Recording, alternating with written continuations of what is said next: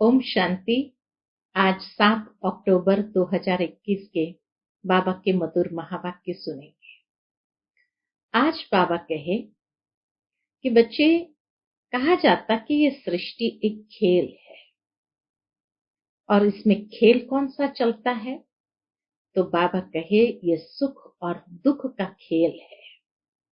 यही कहा जाता है भक्ति में। तो जब सुख और दुख का खेल है तो उसमें सुख भी होगा, दुख भी होगा। तो फिर भगवान को कैसे कह सकते कि दुख भी वही देता, सुख भी वही देता? तो खेल है। परमात्मा को तो और ही यह कहा जाता कि वो दुख हरता, सुख करता है। तो इस खेल में जब सब दुखी हो जाते हैं, तब परमात्मा आकर के सब बच्चों का दुख हर करके उन्हें सुख प्रदान करते हैं। तो बाबा कहे, जो इस खेल को अच्छी तरह समझते हैं वह कभी मूंझते नहीं कि दुख क्यों आया, अर्थात उनके मन में कोई प्रश्न नहीं। दुख और सुख, सुख और दुख ये चलता ही रहता है। तो सुनते हैं बाबा के मधुर महावाक्य। ओम शांति। मीठे बच्चे, हियर नो इविल, एक बाप से ही सुनना है। गृहस्थ व्यवहार में रहते कमल फूल समान रहना है। प्रश्न है, किस खेल को यथार्थ रीति जानने वाले बच्चे कभी मूंझ नहीं सकते हैं? उत्तर है, दुख और सुख, भक्ति और ज्ञान का जो खेल चलता है, इसको यथार्थ रीति जानने वाले कभी मूंझते नहीं है। तुम जानते हो, भगवान किसी को दुख नहीं देता, वह है दुख हरता, सुख करता। जब सभी दुखी हो जाते हैं, तब दुखों से लिबरेट करने के लिए वह आते हैं। आज की मुरली से पहले गीत बजा है, ये कौन आज आया सवेरे सवेरे। ओम शांति। बच्चों ने क्या सुना? भक्ति का गीत। भक्ति को अंग्रेजी में फिलॉसफी कहते हैं। टाइटल मिलते हैं डॉक्टर ऑफ फिलॉसफी। अब फिलॉसफी यानी भक्ति तो छोटे बड़े मनुष्य सब जानते हैं। कोई से भी पूछो ईश्वर कहाँ रहते हैं, तो कह देंगे सर्वव्यापी है। यह भी फिलॉसफी हुई ना। अब शास्त्र की कोई भी बात बाप नहीं सुनाते। बाबा आकर कोई भी शास्त्रों की बात नहीं सुनाते। कोई भी भगत को ज्ञान सागर नहीं कहेंगे। न उनमें ज्ञान है, न ज्ञान सागर के बच्चे हैं। न उनमें ज्ञान है भगत के अंदर, न ज्ञान सागर के बच्चे हैं। ज्ञान सागर बाप को कोई नहीं जानते हैं, न अपने को बच्चा समझते हैं कि हम उस परमात्मा के बच्चे हैं। वह सब भक्ति करते हैं भगवान से मिलने के लिए, परंतु भगवान को जानते नहीं। तो भक्ति से क्या फायदा होगा? जिसको जानते ही नहीं, उसकी भक्ति करते हैं, तो उससे प्राप्ति क्या होगी? कुछ भी नहीं। बहुतों को यह टाइटल मिलता होगा, इससे ही गिरते आए हैं। बाबा कहे, बहुतों को यह टाइटल मिलता है डॉक्टर ऑफ फिलॉसफी आदि, तो इसीलिए वो गिरते आए हैं। तो भगवान को जानते नहीं, तो भक्ति से क्या फायदा होगा? बहुतों को ये टाइटल मिलता होगा डॉक्टर ऑफ फिलॉसफी। उन्हों की बुद्धि में तो एक ही बात है कि ईश्वर सर्वव्यापी है। उसको फिलॉसफी समझते हैं, इससे ही गिरते आए हैं। इसको कहा जाता है धर्म ग्लानि। हम कोई भी मनुष्य से शास्त्र का कुछ वाद विवाद नहीं कर सकते। हम कोई मनुष्य से पढ़े हुए नहीं हैं, और सब मनुष्य द्वारा पढ़े हुए होते हैं। सिर्फ इस समय ही बाप आकर के, ज्ञान सागर बाप आकर के हमें ज्ञान पढ़ाते हैं। तो इसीलिए बाबा कहे तुम बच्चों को कभी मनुष्य से शास्त्र का कुछ वाद विवाद नहीं करना है। हम कोई मनुष्य से पढ़े हुए नहीं हैं, और सब मनुष्य द्वारा पढ़े हुए होते हैं। वेद शास्त्र आदि सब मनुष्य से ही पढ़ते हैं, बनाए भी मनुष्य ने है। तुमको तो यह ज्ञान सुनाने वाला है एक ही रूहानी बाप। वह एक ही बार आकर समझाते हैं। अब हमको कोई मनुष्य से कुछ भी सीखना नहीं है। तुमको अब स्पिरिचुअल बाप से ही सुनना है। सुनने वाले हैं रूहानी बच्चे, आत्माएं। वह सब मनुष्य को सुनाते हैं। यह है रूहानी बाप का ज्ञान, वह है मनुष्यों का ज्ञान। यह बाबा भी साकार मनुष्य है ना, ब्रह्मा बाबा भी साकार मनुष्य है ना। बोलो, रूहानी बाप इस द्वारा सुनाते हैं। हम रूह सुनते हैं, हम रूह फिर शरीर द्वारा औरों को सुनाते हैं। यह है रूहानी ज्ञान। बाकी सब है जिस्मानी। भक्ति में जिस्म की पूजा करते हैं। बाप कहते हैं तुम अपने को मनुष्य या भगत न समझो, अपने को आत्मा समझ मुझ बाप को याद करो। तुम आत्माएं भाई भाई हो। गाया हुआ भी है, आत्मा परमात्मा अलग रहे बहुकाल। सुंदर मेला जब लगा, जब सदगुरु मिला दलाल। तो हमको कोई भी मनुष्य से सुनना नहीं है। कोई सवाल पूछे तो बोलो हमारा कोई शास्त्र का ज्ञान नहीं है। हम उसको फिलॉसफी कहते हैं, अर्थात भक्ति मार्ग का ज्ञान है। सदगति देने का ज्ञान सिर्फ एक बाप ही देते हैं। तो दोनों चीज अलग है। भक्ति की फिलॉसफी, अनेक कथाएं, वो अलग चीज है, और ज्ञान सिर्फ बाप आकर के देते हैं, वो अलग चीज है, जिससे सदगति प्राप्त होती है। इसलिए बाबा कहे सदगति देने का ज्ञान सिर्फ एक बाप ही देते हैं। सर्व का सदगति दाता एक ही गाया हुआ है। तो तुम बच्चों को कोई से डिबेट नहीं करनी है। बाप कहते हैं ज्ञान की अथॉरिटी, ज्ञान सागर मैं हूं। मैं तुमको कोई शास्त्र आदि नहीं सुनाता। हमारा यह है रूहानी ज्ञान, बाकी सब है जिस्मानी ज्ञान। वह सत्संग आदि सब भक्ति मार्ग के लिए है। यह रूहानी बाप बैठ रूहों को समझाते हैं। इसलिए देही अभिमानी बनने में बच्चों को मेहनत लगती है। हम आत्माएं बाप से वर्षा लेती है। बाप के बच्चे जरूर बाप की ही गद्दी के वारिस होंगे ना। बाप के बच्चे जरूर बाप की गद्दी के वारिस होंगे ना। लक्ष्मी नारायण भी देहधारी है।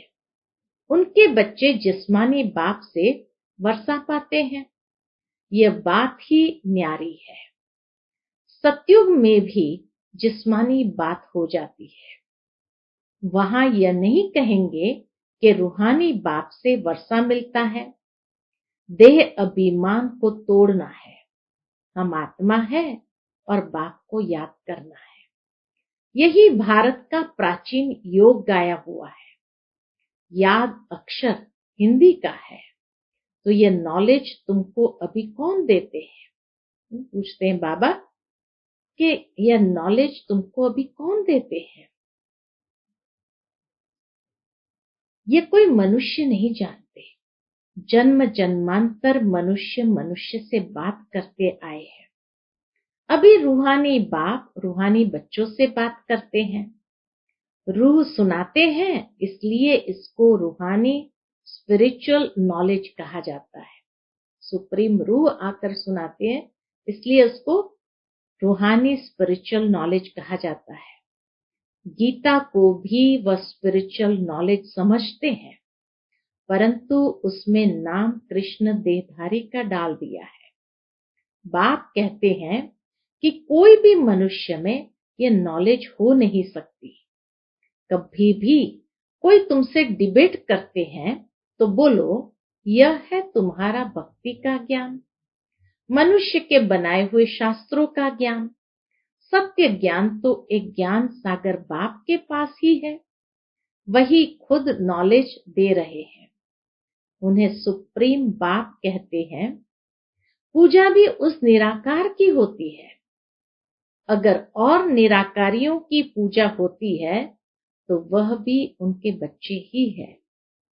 शिव के साथ शालिग्रामों की पूजा होती है तो निराकारियों की पूजा होती है तो वह भी उनके बच्चे ही है।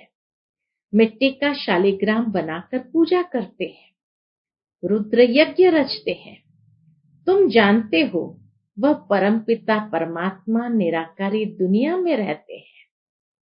हम आत्माएं भी वहां रहती है। यह वह ज्ञान का सागर आकर ज्ञान सुनाए सबकी सदगति कर देते हैं। वह है परे ते परे रहने वाला परम पिता परमात्मा।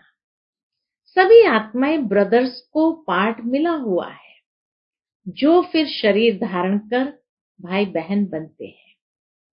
आत्मा सब एक बाप के बच्चे हैं। आत्मा जब शरीर धारण करती है तो स्वर्ग में सुख, नरक में दुख को पाती है। यह क्यों होता है? समझाया जाता है ज्ञान और भक्ति, वह है दिन, वह है रात। ज्ञान से सुख, भक्ति से दुख, ये खेल बना हुआ है। ऐसे नहीं कि दुख सुख सब भगवान ही रचते हैं। भगवान को बुलाते ही तब है जब दुखी होते हैं, समझते हैं वह सुख देने वाला है। फिर जब सुख का समय पूरा होता है, फिर रावण 5 विकारों के कारण दुख शुरू होता है। कितना सुंदर रीति से ये खेल के विषय में बाबा समझाते हैं कि जब सुख का समय पूरा होता, फिर रावण 5 विकारों के कारण दुख शुरू होता है। यही खेल है जिसे यथार्थ रीति समझना है।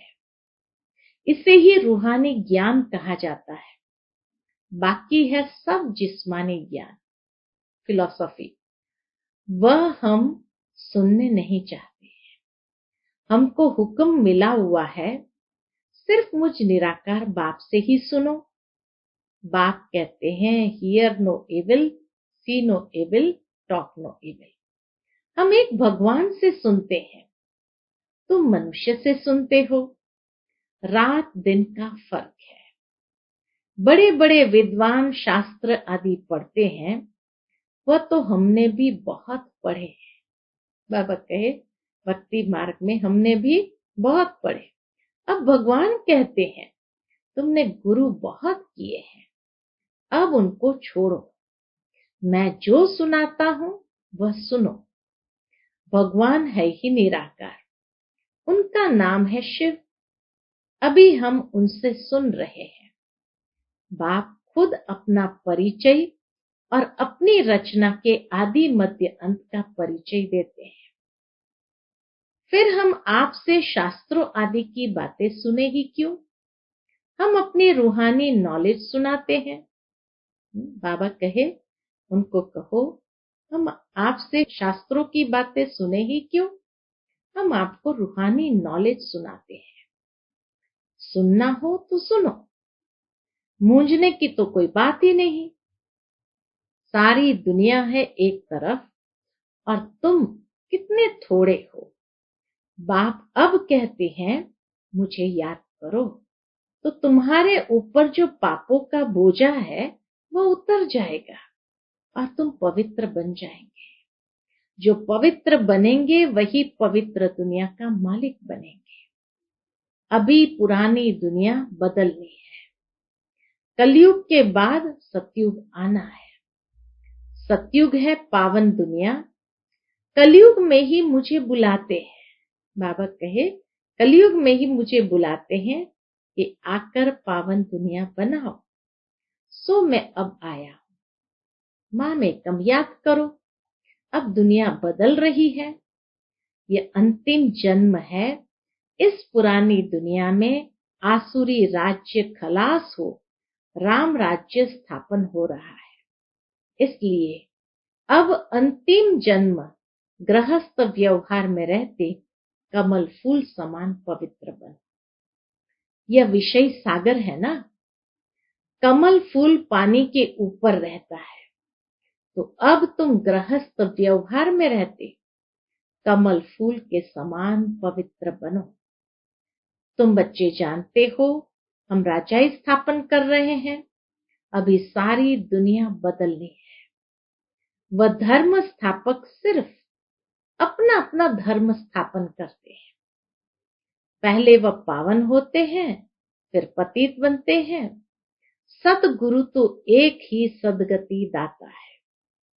मनुष्य गुरु करते ही तब है जब सदगति में जाना चाहते हैं। जब पाप बहुत होते हैं तब रूहानी बाप ज्ञान सुनाते हैं।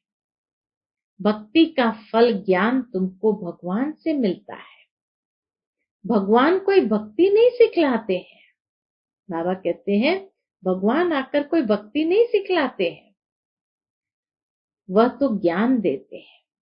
कहते हैं माम एकम याद करो तो तुम्हारे विकर्म विनाश होंगे और कोई पावन बनने का रास्ता ही नहीं। नई दुनिया में सब स्वर्गवासी थे, अब पुरानी दुनिया में सब नरकवासी है। इसलिए बाप कहते हैं कि मैं सबका उद्धार करने आता हूं। मैं ही आकर रूहानी ज्ञान देता हूं। बाप अपना परिचय दे रहे हैं, मैं तुम्हारा बाप हूं। अभी यह है नरक, नई दुनिया को स्वर्ग कहा जाता है। ऐसे कैसे कहेंगे कि यहाँ ही स्वर्ग नरक है? जिनको बहुत धन है वह स्वर्ग में है। स्वर्ग तो होता ही है नई दुनिया में। यहाँ स्वर्ग कहाँ से आया? इसलिए हम कोई मनुष्य की बात सुनते नहीं। हम क्यों नहीं सुनते हैं? क्योंकि वो कहते यहाँ ही नरक है, यहीं स्वर्ग है। तो बाबा ने तो बताया कि स्वर्ग तो नई दुनिया में है, यहाँ स्वर्ग कहाँ से आया? इसलिए हम कोई मनुष्य की बात सुनते नहीं। बाप कहते हैं तुमको तमो प्रधान से सतो प्रधान बनना है तो माम एकम याद करो। सारा दिन बुद्धि में यह नॉलेज रहनी चाहिए। सारा दिन ये बुद्धि में नॉलेज घूमती रहनी चाहिए। अच्छा, मीठे मीठे सिकिलदे बच्चों प्रति माता पिता बाप दादा का याद प्यार और गुड मॉर्निंग। रूहानी बाप की रूहानी बच्चों को नमस्ते। हम सब रूहानी बच्चों की रूहानी माता पिता बाप दादा को याद प्यार, गुड मॉर्निंग और नमस्ते। नमस्ते। शुक्रिया बाबा, शुक्रिया। आज की मुरली से धारणा के लिए मुख्य सार है। पहली पॉइंट, एक बाप से ही रूहानी बातें सुननी है।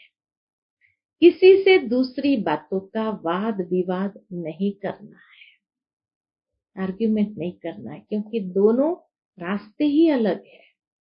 वो फिलॉसफी है, भक्ति है और यह ज्ञान है। तो इसीलिए बाबा कहे तुम्हें किसी से वाद विवाद नहीं करना है। दूसरी पॉइंट, देही अभिमानी बनने की मेहनत करनी है। सतो प्रधान बनने के लिए एक बाप की याद में रहना है।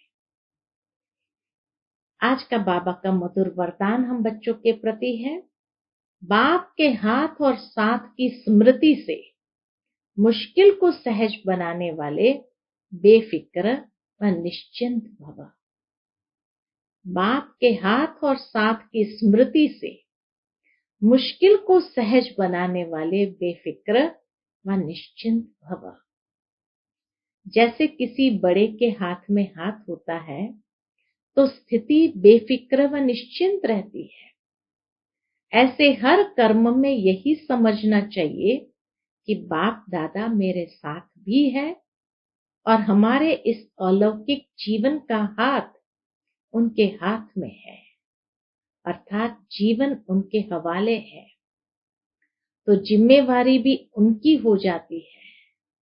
सभी बोझ बाप के ऊपर रख अपने को हल्का कर दो। बोझ उतारने व मुश्किल को सहज करने का साधन ये है बाप का हाथ और साथ। आज का स्लोगन है, पुरुषार्थ में सच्चाई हो तो बाप दादा की एक्स्ट्रा मदद का अनुभव करेंगे। पुरुषार्थ में सच्चाई हो तो बाप दादा की एक्स्ट्रा मदद का अनुभव करेंगे। आज मातेश्वरी जी के अनमोल महावाक्य भी सुनेंगे। पहली पॉइंट मम्मा ने सुनाई है, ज्ञान योग और दैवी गुणों की धारणा जीवन का आधार है। ज्ञान योग और दैवी गुणों की धारणा जीवन का आधार है। यह तो अपने को निश्चय है कि परमपिता परमात्मा द्वारा हमें नॉलेज मिल रही है। इस नॉलेज में मुख्य 3 पॉइंट है जिसके लिए अपने को पूरा पुरुषार्थ करने का ध्यान रखना है। इसमें पहले है योग अथवा ईश्वरीय निरंतर याद, जिससे विकर्मों का विनाश होता है।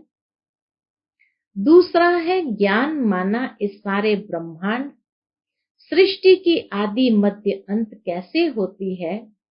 जब यह नॉलेज हो तभी इस लाइफ में प्रैक्टिकल चेंज आ सकती है, परिवर्तन तभी आ सकता है। तो एक तो ज्ञान हो, योग हो और निश्चय हो, धारणा की दिव्य गुणों की धारणा हो। तो दूसरा है ज्ञान माना सारे ब्रह्मांड के सृष्टि की आदि मध्यांत कैसे होती है। जब यह नॉलेज हो तभी इस लाइफ में प्रैक्टिकल चेंज आ सकती है और हम भविष्य प्रारब्ध अच्छी बना सकते हैं। तीसरी पॉइंट है क्वालिफिकेशन।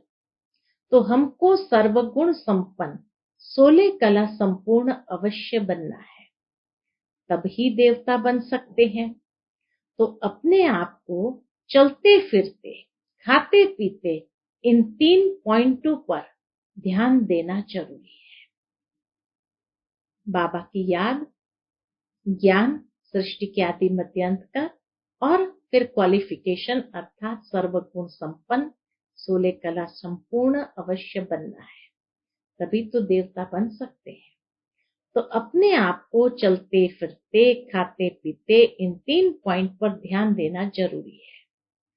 इस एक ही जन्म में ज्ञान बल, योग बल और दैवी गुणों की धारणा की जाती है। तीनों का आपस में कनेक्शन है। ज्ञान बिगर योग नहीं लग सकता और योग बिगर दैवी गुणों की धारणा नहीं होती। इन तीनों पॉइंट पर सारे जीवन का आधार है, तब ही विकर्मों का खाता खलास हो, अच्छे कर्म बनते हैं। इसे ही ईश्वरीय जीवन कहा जाता है। यही ईश्वरीय जीवन है जहाँ ज्ञान बल, योग बल और दैवी गुणों की धारणा। दूसरा विषय मम्मा ने लिया है, भारत का प्राचीन योग परमात्मा द्वारा सिखाया हुआ है। भारत का प्राचीन योग परमात्मा द्वारा सिखाया हुआ है। अपना ये ईश्वरीय योग भारत में प्राचीन योग के नाम से मशहूर है। इस योग को अविनाशी योग क्यों कहते हैं? क्योंकि अविनाशी परमपिता परमात्मा द्वारा सिखाया गया है। बल योग और मनुष्य आत्माएं भी सिखाती है, इसलिए योगाश्रम वगैरह खोलते रहते हैं, परंतु वो प्राचीन योग सिखला नहीं सकते। अगर ऐसा योग होता तो फिर वो बल कहाँ? भारत तो दिन प्रतिदिन निर्बल होता जाता है। इससे सिद्ध है वह योग अविनाशी योग नहीं है। जिसके साथ योग लगाना है वह खुद ही सिखला सकता है, बाकी औरों से तो योग लगाना ही नहीं है, तो फिर सिखलाएंगे कैसे? यह तो स्वयं परमात्मा ही कार्य कर सकता है। वही हमें पूरा भेद बता सकता है। बाकी तो सब तरफ कहते रहते हैं हम योग सिखलाएंगे। यह तो हम जानते हैं कि सच्चा योग तो खुद परमात्मा ही सिखलाएंगे। सच्चा योग तो खुद परमात्मा ही सिखलाए। सूर्यवंशी चंद्रवंशी घराना व दैवी राज्य स्थापन करते हैं। अब वो प्राचीन योग परमात्मा आकर कल्प कल्प हमें सिखलाते हैं। कहते हैं, हे आत्मा, मुझ परमात्मा के साथ निरंतर योग लगाओ तो तुम्हारे पाप नष्ट हो जाएंगे। अच्छा, ओम शांति।